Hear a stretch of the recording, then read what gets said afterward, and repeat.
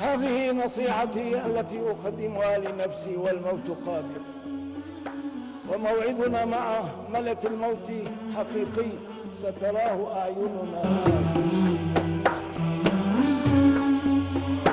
يا ليل يا بحر السكون ماذا بيننا وبينكم جامع مشترك لا يمكن أن يذوب، إنه الإيمان بالله، حتى وإن كان راقدا بين جوانحكم ولكن بوسعكم أن توقظوه.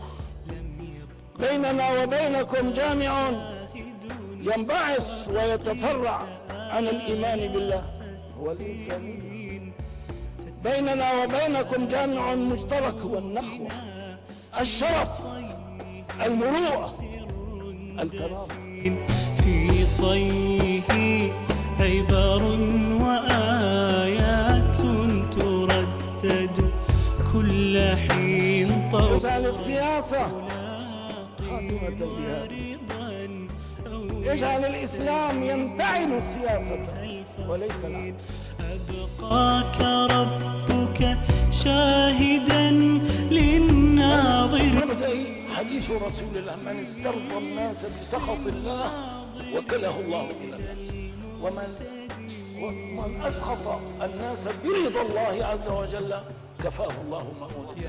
هذا مبدأ. اللهم يا ذا المن ولا يمن عليه، نسألك بالرحمة التي أودعتها في قلوب الآباء والأمهات لأطفالهم، نسألك بالرحمة التي أودعتها في قلوب البهائم لصغارها، نسألك بالرحمة التي يتعامل بها عبادك من الجن والإنس في هذه الدنيا، ونسألك برحماتك الأخرى التي أعددتها لعبادك يوم الحشر، يوم يقوم الناس للحساب. نسألك برحماتك هذه أن تعجل برحمتك لنا، أن تعجل بإزهاق هذه الشدة.